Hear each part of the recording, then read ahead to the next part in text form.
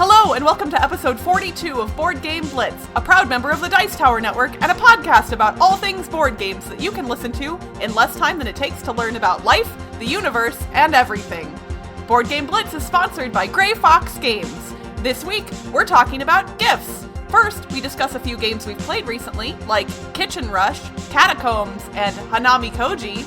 Then, we ask ourselves, what's the best gaming gift we've ever given or received? And we share some responses to that question from our listeners. Finally, we wrap things up with a look at the etymology of the word gift. And now, here are your hosts, Ambie, Cassadi, and me, Crystal. We've got some business to take care of before we head into the meat of the episode. We recently held a contest. Our sponsor, Gray Fox Games, kindly offered up a copy of their new roll and write game Harvest Dice, along with an exclusive Pip the Pig meeple, and a whole bunch of you filled out the survey on Google that we provided, and we really appreciate that. But we've got to draw a winner. So, without further ado, the winner is, drumroll please, Lindsay Grossman! Yay! Yay! Congratulations! Congrats, Lindsay! We're so happy for you, and Gray Fox will be sending you a copy of Harvest Dice in the mail shortly. So we hope you enjoy it. Feel free to post on social media. You know, maybe you and Pip could pose in a little picture. That'd be adorable. But and thank you again to everybody else who participated. Yeah, thank you so much for all your responses. We got a lot of good feedback. And we're reading through all the responses, and we're going to try to improve our show. Like, one of the suggestions we got was to post all our episodes to YouTube, which we started doing, and we've already gotten some feedback that, like, people like YouTube, and we're getting some new listeners from that. So thanks for the suggestions. Yeah, and it was funny because we got almost exclusively, like, good feedback. Like, there weren't any, like, really negative people or anything like that. Although we did get some contradicting feedback in some areas, yes. Which is interesting. Like, for, like, one person will say, I really love this. And then someone else will say, I really do not like that. And it's the exact same thing. So, in some cases, even if you gave us great feedback, it may have contradicted someone else's feedback. So we're going to do what we can with that information.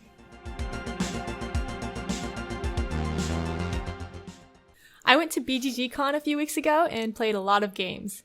You can read about my really? time. Wait, hold on. We're shocked. Wait, Ambie played a lot of games at a convention? Gasp. Yes. I for the record, I love that you do this every time. It makes me so immensely happy. This was our record this year, and we're not going to beat it. How many total games did you play?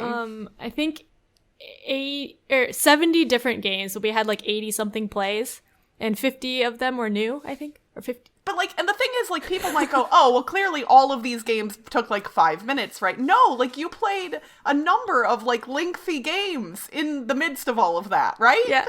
Some, but, like, we did play a lot of short games, more than other years, I think, which is why it's a record.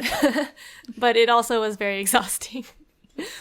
But anyway, you could read about my time in the blog I wrote. It's on the website.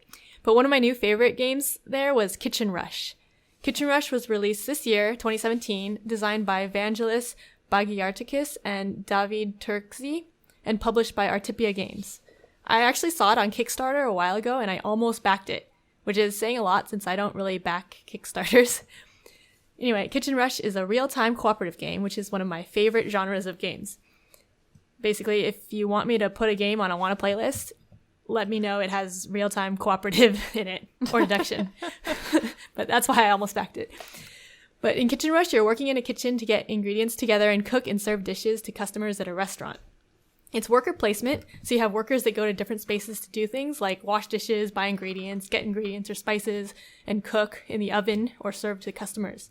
But what's interesting about Kitchen Rush is that your workers are hourglasses, so you have to wait for the timer to run out before you can do another action.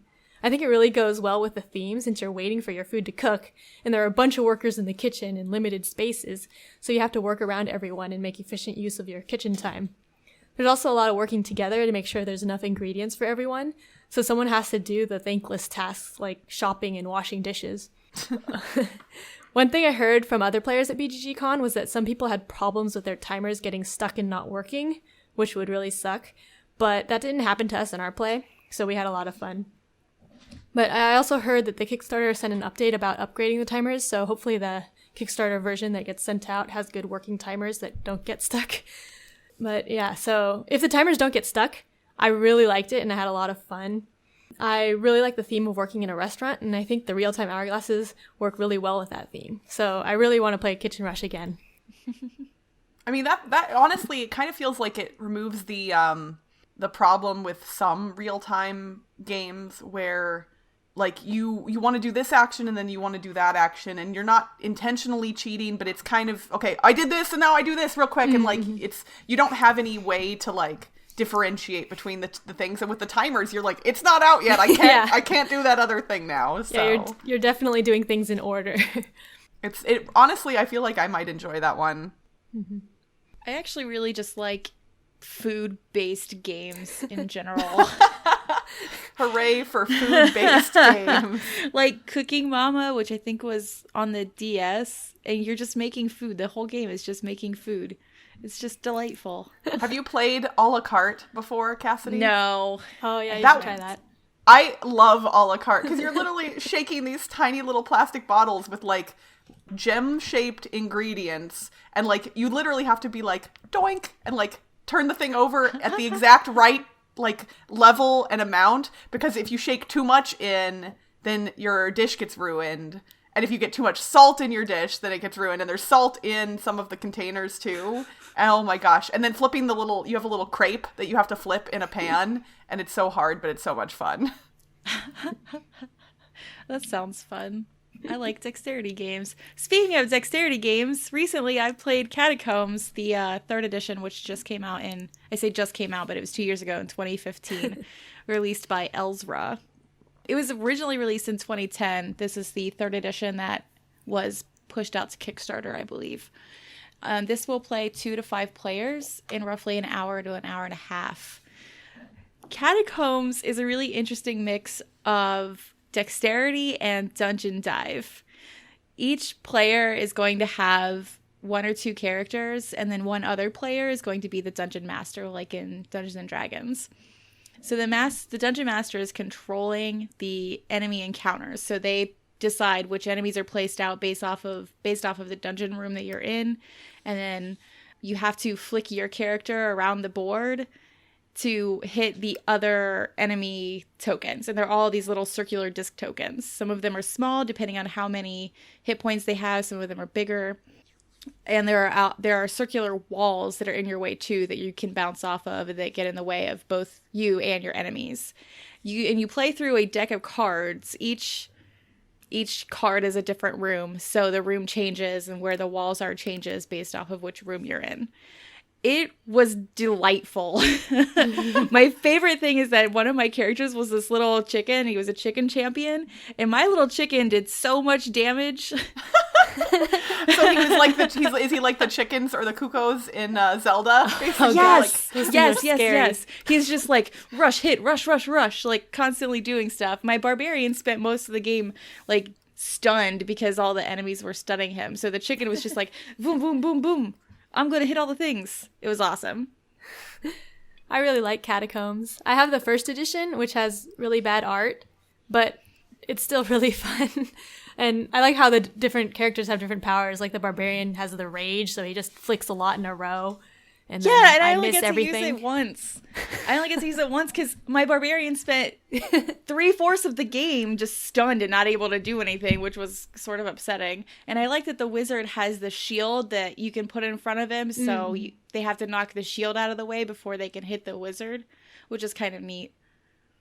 This is one of those games that I've known about for quite some time and thought, man, that sounds like something I would really like. And I own Flick 'em Up. And I like Flick 'em Up, but truthfully, the Western theme is kind of one of my least favorites. So it makes zero sense to me that I own Flick 'em Up and haven't played Catacombs. But at some point, maybe at BGG.CON or something coming up, or maybe at BlitzCon, we can try it out. Mm-hmm. A friend of mine recently introduced me to a 2-player game called Hanamikoji. Hanamikoji was originally published in 2013 in Japan from Takamagahara, and then was later published in English by Emperor S4 and Quick Simple Fun Games. In Hanamikoji, players are trying to win the favor of each of 7 geisha masters. The geishas have different values, which correspond to the number of item cards that each geisha has in the item deck. And players draw cards from that deck and have a hand of cards. Then they use 4 actions each round in whatever order they choose to distribute those cards between themselves and their opponent. So the actions will allow you to play cards in front of you, hide a card till the end of the round, let your opponent pick a card from a set of cards that you hold out in front of them, things like that. Then at the end of each round, based on which cards were played in front of each player, the favor tokens for each geisha will move toward the player who played the most of her items in front of them. And when a player is able to win the favor of 4 geishas or enough geishas to earn 11 points, they win the game.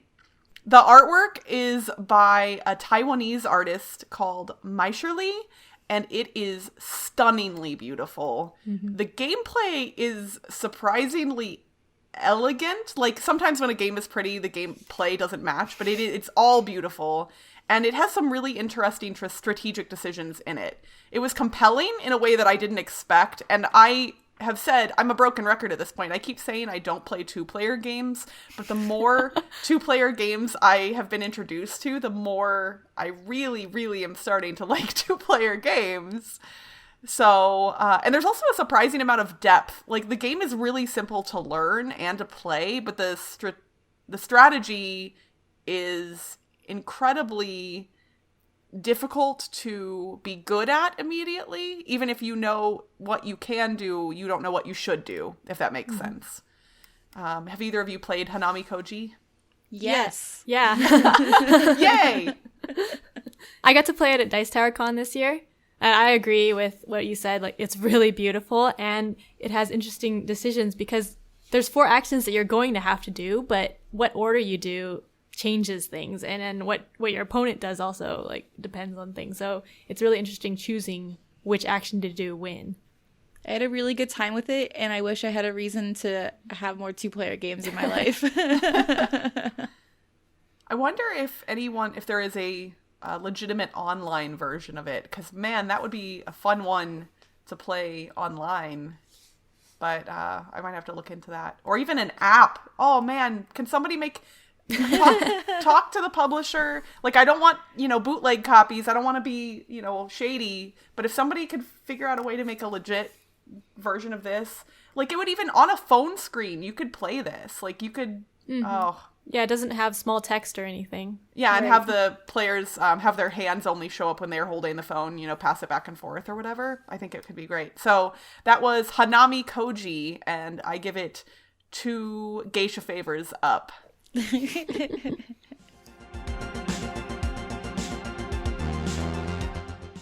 So since it is the holiday season, we wanted to talk about something gift related, but we didn't want to do just a generic gift idea list in that, like, here's what games you should buy for people, because we know a lot of other content creators kind of have that covered.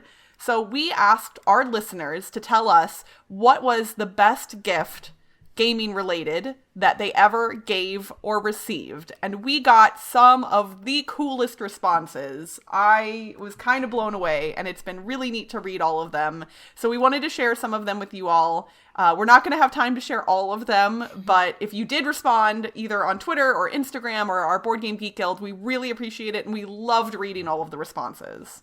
One really neat one was on Twitter. Tales of Cardboard said he gave his wife a custom Lazy Susan for one of her favorite games, Dominion. And it included a picture. It looks really cool. It has, like, card cutout inserts for all the cards. Yeah, I won't lie. I wish I had it. I don't even like Dominion, and I'm impressed. Elias from Board Game Geek said, my partner gave me a book of coupons for 1 play each of all the games in our collection that she doesn't enjoy playing. Obviously not the flashiest of gifts, but it made him happy. And I think that is awesome. That is really cool. And I think it kind of, maybe she was hoping that it would give her a new appreciation for the games that she previously didn't like playing. So that's kind of neat. Over on Twitter, Becky responded and said, my brother made me and Kelly a gaming table topper as a wedding present. It takes up loads of room and it's really heavy, but he made it himself, so it was really sweet and thoughtful, if a little impractical. Plus, it's awesome for Battlestar Galactica. So, of course, I perked up when I saw that. And she also included a picture, and the tabletopper does look really neat, and I am jealous that I don't get to play Battlestar Galactica on it. Tabletop Craig on Instagram said, "This year for my birthday, my wife got me a Study in Emerald 2nd edition. She knows I'm a Neil Gaiman fan, but had no idea the game was on my wish list for over a year. In parentheses, I don't ask her to get me games." I thought that was a really cool coincidence that she got him this game because he likes Neil Gaiman and didn't know it was on his wish list. So that's really neat. That is really cool. And I like when you use someone's interests to kind of go into, like, get a game for them. Yep, I like that one a lot. Harley from Board Game Geek says, "For Christmas 2015, we gave our son a badge for Geek Way to the West. That gift put us on the path to attending many more conventions as a family, making lots of new friends. Our gaming collection expanded from 30 to 300 plus games, and even listening to some terrific podcasts." Aww. I thought that was really cool. Like, being able to do cons as a family is something that I'm kind of looking forward to. Yeah, that sounds really fun. And then the last one for today, over on Twitter, Nicole said, "My fave TV show is Twin Peaks.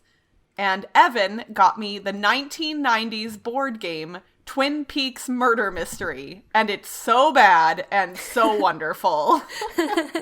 As a fan of old 90s, quote-unquote, crummy board games, I fully support this decision, and I love it. That's adorable. As a fan of Twin Peaks, I desperately need a copy of that horrible game in my life. So thank you again to everyone who submitted answers to the question. We will be doing more listener feedback related things, so make sure you are following us on Twitter, Instagram, and or Board Game Geek, so you can chime in and possibly have your comments read in a future episode.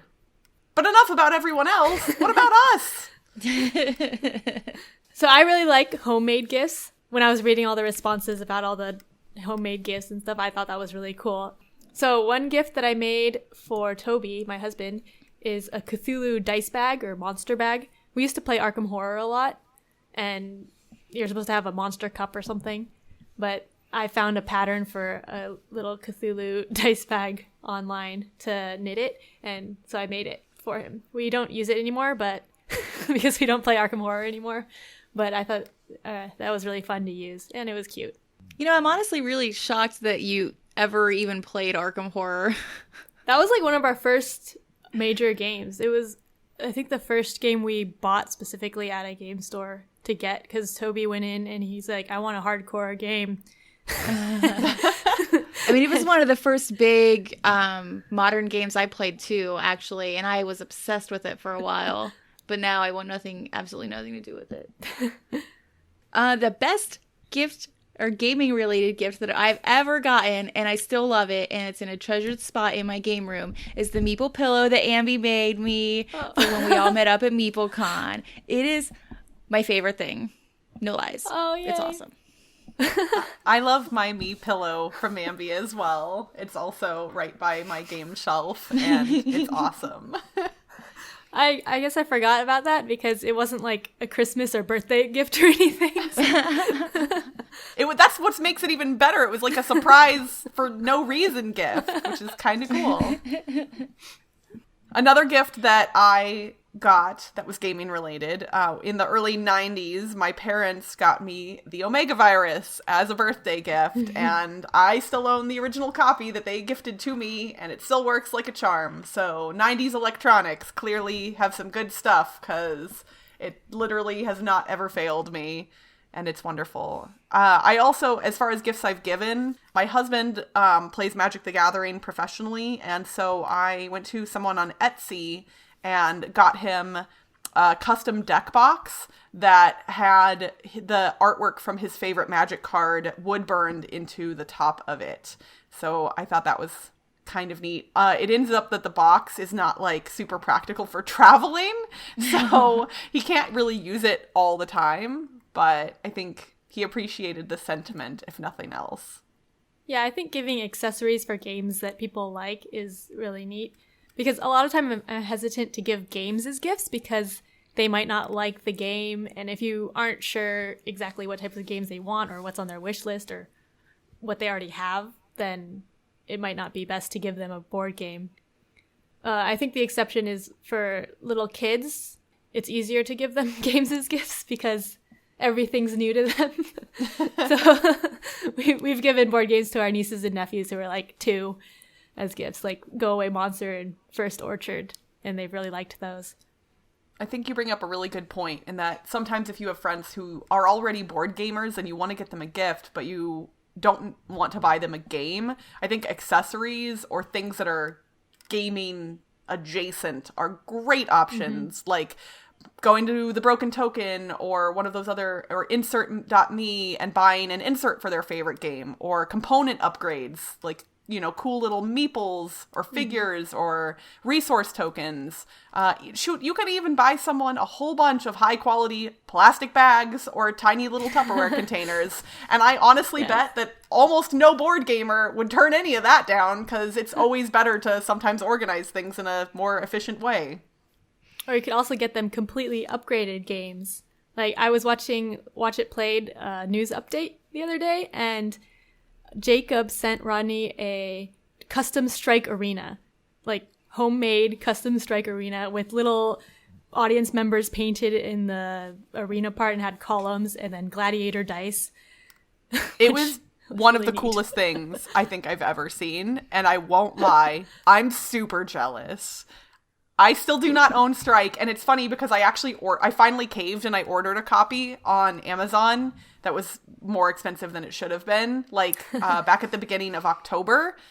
But the seller was in Japan, and I don't know what happened, but something happened during transit and it never showed up. And they did give me a refund, so I'm not mad at the seller, but I still don't have Strike.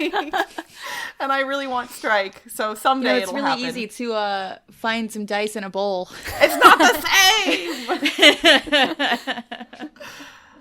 I'm gonna fight for my gladiators in an arena till my dying breath.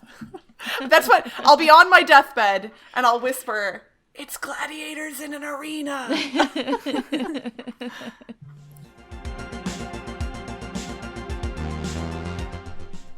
For this week's etymology segment, I'm going to look at the origins of the word gift. The noun form of the English word gift, meaning that which is given, originates in the mid-13th century and can be traced back through the Old Norse words gift and gipt, which were sometimes defined as good luck. Roots can also be found in the Proto-Germanic giftes, which came from the Proto-Indo-European root gab, spelled G-H-A-B-H, meaning to give or receive. When researching this word, I came across something interesting. In the list of words related to gift, I found the word poison. As it turns out, in Swedish, the word gift has 2 different meanings depending on the context. The word gift in Swedish can mean either poison or married. The word never appears on its own. It's always used within the context of something else. But when you abstract it out into, a dictionary's definition, that's what you get.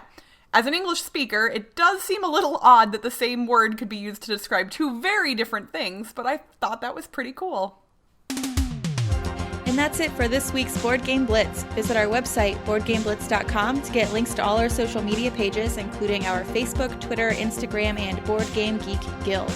This episode was sponsored by Gray Fox Games. If you enjoy 2-player fighting games, Bushido is now on Kickstarter and already fully funded. Check it out today. Gray Fox Games. Quality games, cleverly crafted. If you're enjoying the podcast and want to show us a little love, you can become a patron for as little as $1 a month. Just head to patreon.com/boardgameblitz. Our patrons get a lot of benefits, including access to our private Slack channel where you can chat with us directly anytime. Our theme song was composed by Andrew Morrow, technical support provided by Toby Mao. Board Game Blitz is a proud member of the Dice Tower Network. Check out the other shows in the network by visiting dicetowernetwork.com. Until next time, thanks for listening to Board Game Blitz. Bye, everyone! Bye!